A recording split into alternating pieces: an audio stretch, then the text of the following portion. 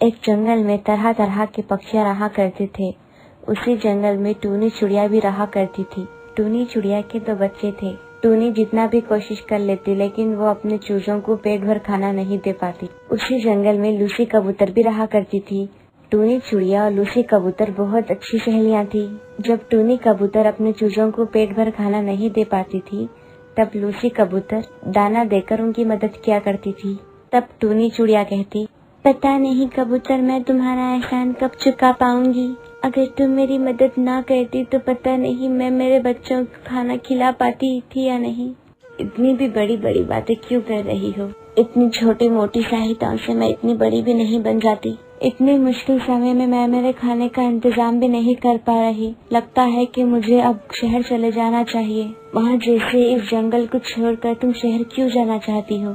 शहर में कुछ नहीं है, बस वहाँ तुम डर डर के घबराती रहोगी और डर डर के ठोकरें खाती रहोगी। पहले ही शहर में वहाँ पर मनुष्य रहते हैं और इंसान गिरगिट की तरह रूप बदलते हैं। पहले वो दाना डालकर हमें जाल में फंसाते हैं, फिर पिंजरे में बंद कर अपने मजे लेते हैं। ऐसे ही तुम्हारी तरह कई हमारे दोस्त वहाँ पर गए हैं लेकिन अभी तक उनका कुछ पता नहीं है। लगता है उनके साथ भी यही हुआ है। इसलिए मैं तुम्हें कह रही हूँ, शहर में इंसान अच्छे नहीं होते हैं। यहाँ हमें आहार नहीं मिल रहा, शहर में जाकर हम बस नहीं सकते। अब क्या होगा हमारा? हम क्या करें? मेरे बच्चे क्या करें?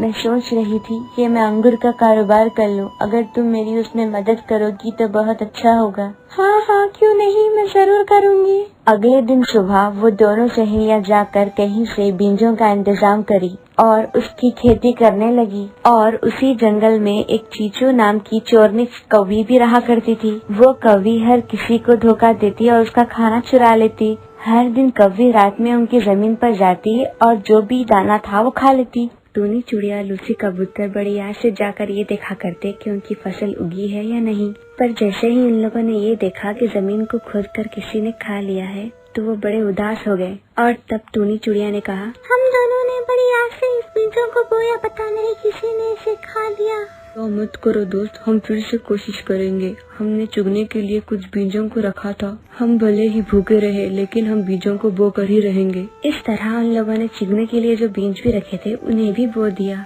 और उस दिन भी चीचू कौवी आई और उन बीजों को खा ली। अगले दिन लूसी कबूतर और टूनी चिड़िया ने देखा तो वो दोनों बहुत उदास हो गयी। आखिरकार वो दोनों जंगल के मुखिया मंजू तोता के पास गए और अपनी सारी बात बताई। इनकी सारी बात सुनकर मंजू तोता को आखिर पता चल ही गया कि ये सारे काम किसने किए हैं। मैं जान गया हूँ ये सारा काम किसने किया है, पर जैसा मैं कहता हूँ तुम वैसे ही करो।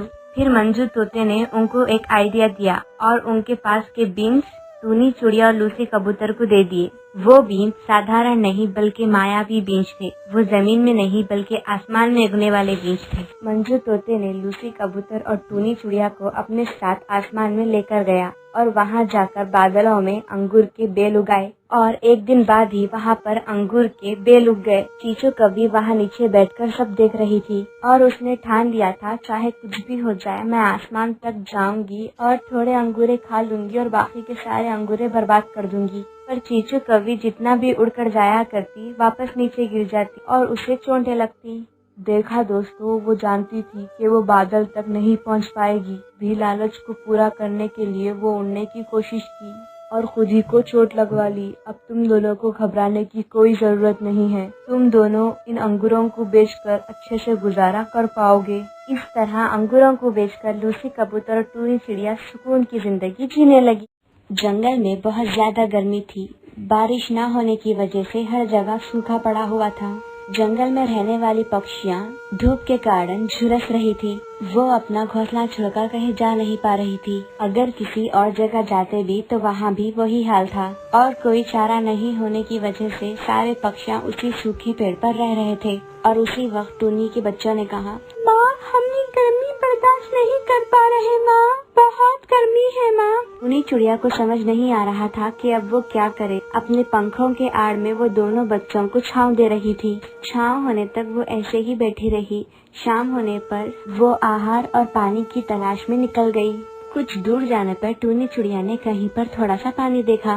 भले ही उस तालाब में पानी कम था, लेकिन जितना भी पानी था टूनी चिड़िया उसे देखकर बहुत खुश हुई। अरे वाह, इतनी तपती धूप में भी इतना पानी मिल जाए, ये बहुत ही अच्छी बात है। मैं यहाँ से कुछ ज्यादा पानी लेकर गई तो मुझे यहाँ बार बार आना नहीं पड़ेगा। उतने में टूनी चिड़िया आसपास देखने लगी, लेकिन उसे ऐसी कौन सी भी चीज नहीं मिली जिसमें वो पानी डालकर लेके जा सके। फिर टूनी चिड़िया ने पानी पीकर प्यास बुझाई और अपने चोंच में पानी भरकर उड़ते हुए अपने बच्चों के पास गई और बच्चों की प्यास बुझाई। टूनी चिड़िया ने कुछ पत्ते और लकड़ियों के सहारे से एक मटका बनाया ताकि वो पानी ला सके। जो मेहनत करके टूनी चिड़िया ने एक पात्र बनाया। अगले दिन टूनी चिड़िया ने उस मटके को पानी भरने लेकर गई और उसने पानी भरकर अपने घोंसले में लेकर गई और टूनी चिड़िया ने पेड़ के नीचे अपना एक गड्ढा बनाया जिसमें वो हर रोज पानी भरने लगी। माँ क्या कर रही है बच्चे देखने लगे। फिर टूनी चिड़िया ने बच्चों को नीचे बुलाया, बच्चों यहाँ आओ। फिर उसके दोनों बच्चे धीरे से पंख हिलाते हुए नीचे आए। फिर उसके दोनों बच्चों ने प्यास बुझाई। माँ, हम थोड़ी देर यही आराम कर लेते हैं माँ, गर्मी की वजह से हमारा बदन तप रहा है माँ। फिर माँ ने कहा, अच्छा ठीक है, तुम दोनों पानी में उतर जाओ। फिर वो दोनों पानी में उतर गए। अरे वाह माँ, कितना ठंडा लग रहा है, हमने कभी सोचा ही नहीं था कि हम ऐसा भी दिन देख पाएंगे। माँ तुम बहुत अच्छी हो माँ, तुमने हमारे लिए इतनी मेहनत की और इतना सारा पानी भी भरा। टूनी के बच्चे बहुत खुश थे और ये सब लूसी कबूतर और कालू कौवे के बच्चे देख रहे थे। वो दोनों अपने बच्चों को लेकर वहाँ पर आए। कालू कौवे ने बोला, टूनी, हमारे बच्चे भी यहाँ पर उतरना चाहते हैं, क्या तुम उन्हें लोगी? और फिर टूनी चिड़िया ने कहा,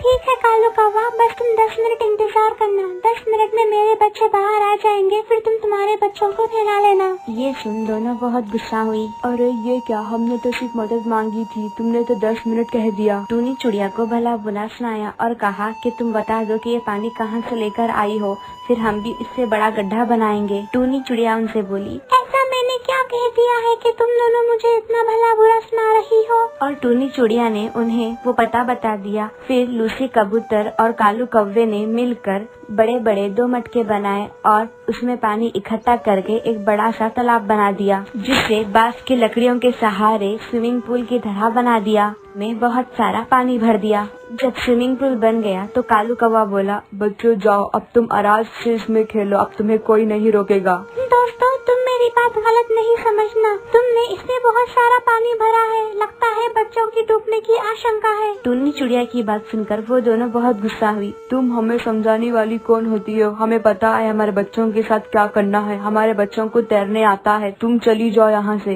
ये सुनकर टूनी चिड़िया को बहुत गुस्सा आया और वो अपने दोनों बच्चों को लेकर वहाँ से चली गई। फिर लूसी और कालू कौवे ने अपने बच्चों को स्विमिंग पूल में छोड़कर चले गए और पानी लेने के लिए। उनके दोनों बच्चे पानी में खेल खेल कर बोर हो गए थे। अब वो वापस आना चाह रहे थे, लेकिन पानी की गहराई इतनी थी कि वापस आ नहीं पा रहे थे। फिर वो दोनों अपनी माँ को आवाज दे रहे थे, माँ हमें बाहर आ रहा है, माँ हमें बाहर आना है, तुम कहाँ चली गई माँ, तुम कहाँ चली गई? फिर बहुत देर होने पर भी उनकी माँ वापस नहीं आई। वो दोनों ऐसे ही पानी में डूबकर मर गई। वो दोनों बच्चों के शव पानी में तैर रहे थे। जब लूसी कबूतर और कालू कौवा आया तो वो ये देखकर बहुत हैरान हो गए और उन्हें बहुत रोना आया। हे भगवान, हमने ये क्या कर दिया? टूनी चिड़िया की बात हमने क्यों नहीं मानी? उसकी बराबरी करने चले थे और अपने बच्चों को ही खो दिया। और अब उनकी जिंदगी में आंसू ही बचे थे।